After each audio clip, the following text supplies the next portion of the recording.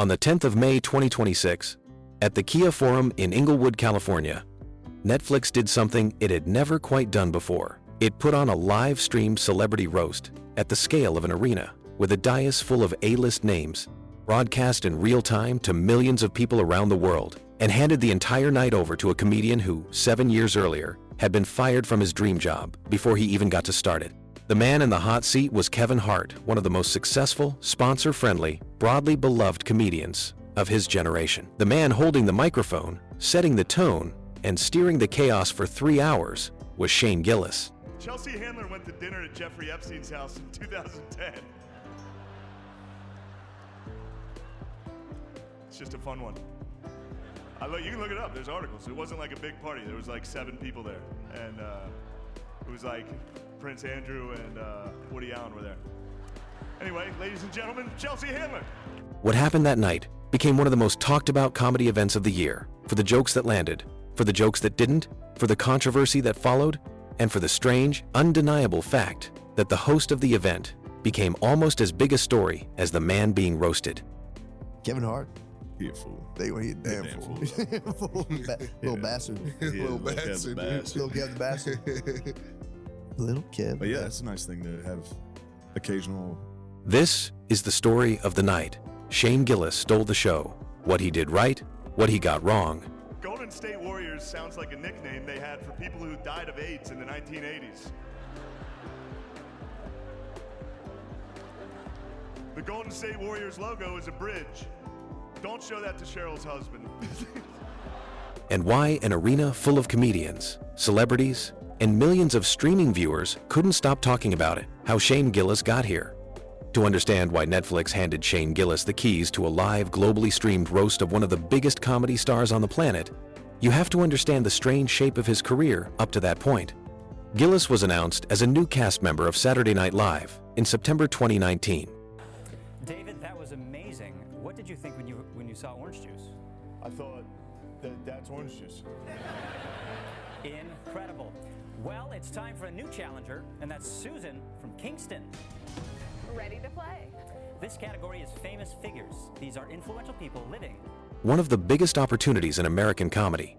Within days, old podcast clips surfaced of Gillis using racial slurs and making derogatory jokes about Asian people, among other groups. When Caitlin Clark retires from the WNBA, she's going to work at a Waffle House so she can continue doing what she loves most, fist-fighting black women. On his show Matt and Shane's Secret Podcast, the backlash was immediate. Gillis posted an apology acknowledging the jokes were regrettable while maintaining that the intent behind them had been misunderstood. It didn't matter. 4 days after the controversy broke, SNL fired him before he had appeared in a single episode. From getting SNL to getting fired almost did not even... Like the last episode we recorded, I was like, I think I got some big news coming. And then I got fired so quickly that we could have recorded an episode and been like, never mind. What? Never mind. Nothing happened. By most measures, that should have been close to a career-ending moment. Instead, what followed was one of the more unusual redemption arcs in recent comedy history. Gillis doubled down on stand-up. His self-funded special, Shane Gillis, live in Austin, released for free on YouTube in 2021, became a sleeper hit, eventually racking up tens of millions of views. He built a podcast, a sketch series, and an audience that didn't need traditional gatekeepers to find him. You're hosting Kevin Hart's roast? Oh yeah, That's pretty big time. that'll be exciting. Yeah, that'll be fun. You ready to go? I am, but I think the jokes are too crazy. Yeah. And I go first. In 2023, he released a Netflix special, Beautiful Dogs, that landed in the streaming service's global top 10. In 2024, in a moment that generated its own wave of headlines, SNL invited him back not as a cast member this time, but as host. Ladies and gentlemen, Shane Gillis.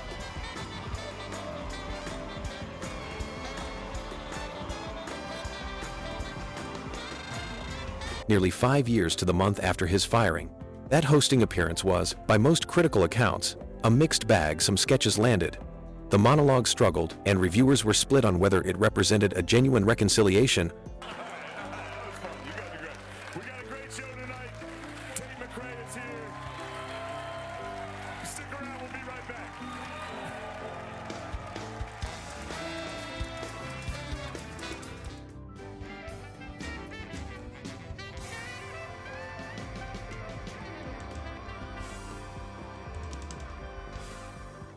or a calculated bit of brand management for everyone involved, but it cemented something important.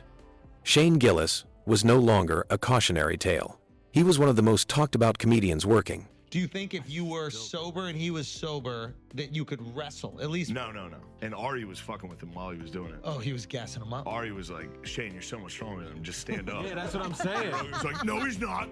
It's like, dude, he's fucking with you. Stop. Wow. But I was drunk enough. He'd get me in like a triangle choke or something. And I'd be like, dude, this is nothing, you fucking pussy. I was like, I'm never gonna fucking tap. With a large, devoted, and online audience, a hit Netflix series called Tires, and as of early 2025, a Super Bowl commercial for Bud Light that put him in front of an audience of well over 100 million people.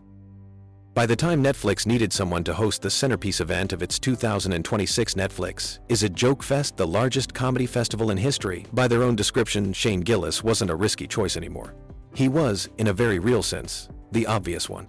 The setup, Try to lose about 20 pounds before this fucking roast. Oh. I'm gonna get called fat by everybody. I'm not that fat. Not as fat as I was when you wrote that joke. Yeah, how old's that joke? Yeah, dude, it's an old Just joke. come up with something new. I'm only kind of fat now. Just, dude, you should for real. Not notably fat as hell. You should take the jab and go there with like caved in Ozempic face. So Could all start. they keep doing fat jokes. It would be the ultimate. Super Ozempic. That's like Emmy. That's like Emmy award. why Kevin Hart? Kevin Hart is, in almost every meaningful sense, the opposite of a risky roast subject. He has spent 2 decades building one of the most commercially bulletproof brands in comedy, family-friendly, without being toothless, hugely bankable at the box office, a fixture of mainstream studio comedies.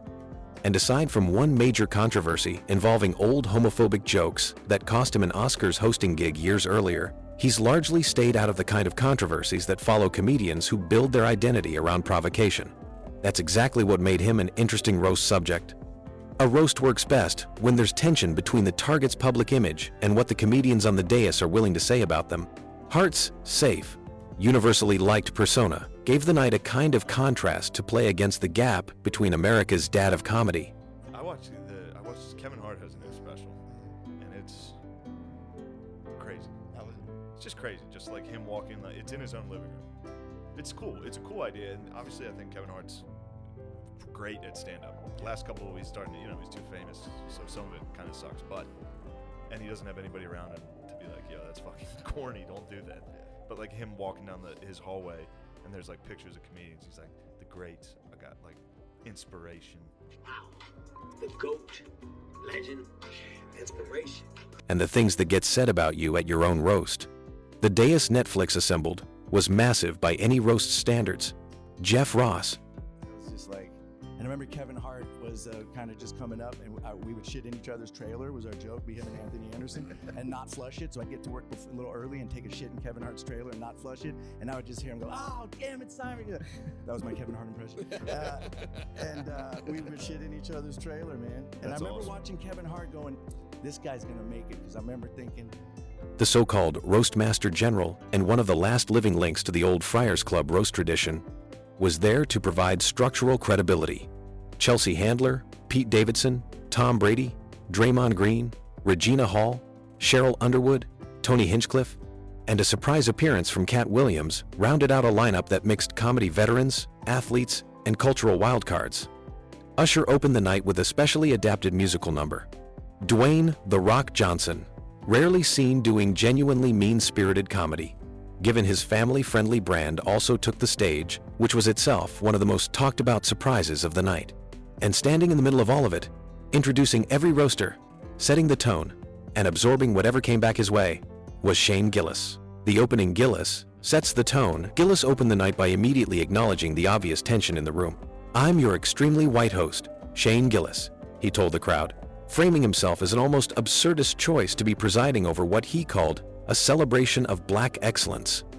A wink at both his own complicated history and the optics of putting him in the center of a night with a predominantly black roster of comedy royalty. It was a calculated opening, self-aware, slightly defensive, designed to get ahead of the obvious criticism before anyone else could make it. According to people who covered the lead-up to the event, Gillis had tested versions of his material in the days before the roast, including a run of sold-out shows in Boston. And by his own admission afterward, some bits that killed in those rooms didn't land the same way at the Forum. At one point during the broadcast, after a string of jokes that didn't connect with the arena crowd, Gillis simply said into the microphone, "Oh, this is going to be terrible." An oddly endearing moment of total honesty in the middle of a show built on bravado. It got one of the bigger laughs of the early segment, not because it was a joke, but because it wasn't. This is, in many ways, classically Gillis. His comedic persona has always traded on a kind of self-aware, slightly doofy candor, the guy who tells you he's bombing while he's bombing, the guy whose discomfort becomes part of the bit. It's part of why his stand-up specials worked, and it's part of why Netflix likely felt comfortable handing him 3 hours of live, unpredictable television. He was never going to pretend the night was going smoothly if it wasn't. The running bit with Cheryl Underwood, if there was one moment of the night that came to define how people talked about Gillis's hosting, it was his extended back and forth with Cheryl Underwood. Underwood, the longtime co-host of The Talk and a road comic with decades of stand-up experience, was a guest on the dais, and Gillis built an entire recurring segment of the night around jokes involving her husband, who died by suicide several years earlier. On paper, this reads as one of the more dangerous moves a host could make at a televised event, with this much scrutiny attached. What made it work, and by most accounts in the aftermath, it did work, landing as one of the most talked about exchanges of the night, was the way Gillis handled the setup. He repeatedly pointed out on air that he had run the material by Underwood ahead of time, and that she was, in his telling, fully in on the joke.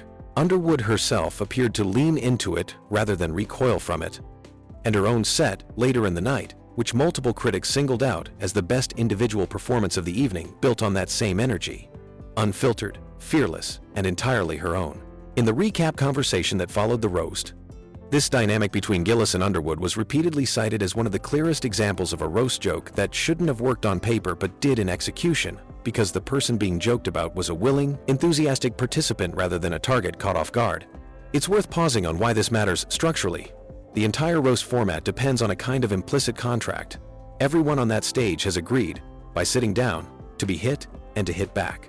When a joke crosses into territory that feels like it violates that contract, when it feels like it's punching at something the target didn't actually sign up for, the room turns on the comedian, not the target. Gillis's choice to make Underwood's consent to the joke part of the joke itself was, whether by design or instinct, a way of keeping that contract intact, even while pushing the material into genuinely dark territory. The night's biggest applause lines. While Gillis was the connective tissue of the night, the roast produced several standout moments from the broader dais that are worth detailing, because they shaped how Gillis's hosting was ultimately judged in comparison. Cat Williams, making a surprise appearance despite a well-documented public feud with Hart, was widely cited by critics as the most effective comedian of the entire night, tight, controlled, devastating in a small number of lines rather than a long set. His material was sharp enough that multiple recap writers noted they were hesitant to even quote it directly for fear of dulling the effect. Regina Hall, who reportedly nobody on the dais particularly wanted to target given her general reputation as bulletproof in the room, delivered one of the evening's more inventive bits, channeling the voice of Kevin Hart's late mother speaking from heaven, a conceit that managed to be both genuinely funny and unexpectedly tender, landing as one of the standout segments of the broadcast. Dwayne Johnson's appearance drew attention simply because of how rarely audiences get to see him do genuinely mean-spirited comedy, given how carefully his public persona has been managed for most of his career. Tom Brady, by contrast, drew some of the most consistent criticism of the night. Reviewers were blunt that despite having serviceable material, his delivery simply didn't have the comedic timing the room needed, regardless of how many championship rings he was carrying into the building. Chelsea Handler, positioned by several recap writers as the person who absorbed nearly as much roasting as Hart himself over the course of the night, had a pointed back and forth with Gillis that touched on geopolitics, religion, and military service, an exchange that became one of the more debated moments of the broadcast in the days afterward, with some viewers calling it sharp and others calling it a step too far. The controversy. No honest account of this night can skip what happened in the days after it aired, because the roast didn't just generate laughs, it generated a genuine and substantial backlash. Several critics and commentators argued that the broadcast had taken what should have been a straightforward, good-natured celebration of Kevin Hart's career and turned it into something closer to a culture war spectacle. The criticism centered on a handful of specific moments: a joke from Gillis that referenced lynching, material from Tony Hinchcliffe that multiple reviewers described as testing the limits of how much overtly racial material a comedian could get away with at a roast, and a broader sense among some commentators that a disproportionate amount of the night's energy was being spent scoring points in an ongoing political and cultural argument rather than actually roasting the man in the chair. One widely shared piece described the choice of Gillis as host paired with Hinchcliffe's appearance on the dais as evidence that the event had been shaped to appeal to a specific, online, right-leaning comedy audience, rather than simply serving as a tribute to Hart. The piece was sharply critical of several individual jokes, including material aimed at Chelsea Handler's religious and political identity, and framed the night as part of a broader shift in mainstream comedy spaces toward content designed to generate exactly this kind of polarized reaction. Gillis himself, in a podcast appearance after the roast, publicly acknowledged that he regretted at least one specific joke about Hart that touched on race, saying the joke had reliably gotten huge laughs everywhere he'd tested it in the lead up to the event, except, notably, on the night it actually mattered. It's a small but telling admission, even by his own account. Not everything he brought into that arena landed the way he intended, and he was willing to say so afterward, rather than defend every choice unconditionally. This is worth sitting with for a moment, because it complicates any simple version of the night Shane Gillis stole the show. The truth of that night isn't a clean story of a comedian triumphing without controversy. It's a messier, more honest one. A host who set an ambitious, high-wire tone for the broadcast, who had real moments of success, who also made choices that a meaningful number of critics and viewers found genuinely objectionable, and who was willing, after the fact, to admit that at least one of those choices didn't sit right with him either. Did he actually steal the show? So here's the central question. Did Shane Gillis actually steal the show that night? The honest answer is complicated and worth taking seriously rather than flattening into a simple yes. By the measure of pure individual comedic performance, the critical consensus pointed elsewhere. Cheryl Underwood was repeatedly named the best individual set of the night, earning a standing ovation that multiple outlets described as the emotional high point of the broadcast. Cat Williams was widely cited as the most surgically effective comedian on the dais. Regina Hall's heaven-set tribute to Hart's mother was singled out as one of the most memorable individual bits.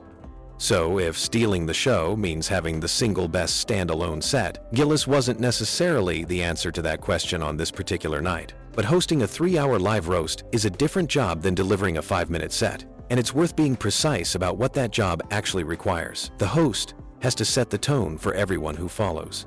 He has to manage pacing across a sprawling, unpredictable broadcast with athletes who aren't trained comedians, veteran roasters who know exactly what they're doing, and surprise guests who weren't even confirmed until the show was already underway.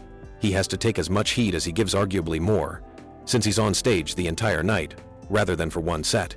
And he has to do all of this live, with no second takes, in front of a global streaming audience. By that measure, Gillis's fingerprints were on nearly every transition of the night. The Underwood bit risky, dark, and ultimately one of the most discussed exchanges of the broadcast was his structural creation, as much as it was hers. The framing of his own awkward position as a white host of a roast centered on black excellence set the tone that let other comedians push further. His candor in the moment, openly telling the crowd a string of jokes wasn't working, created a strange, paradoxical goodwill that kept the audience on his side even through rough patches. Stealing the show, in other words, doesn't necessarily mean being the funniest person in the building.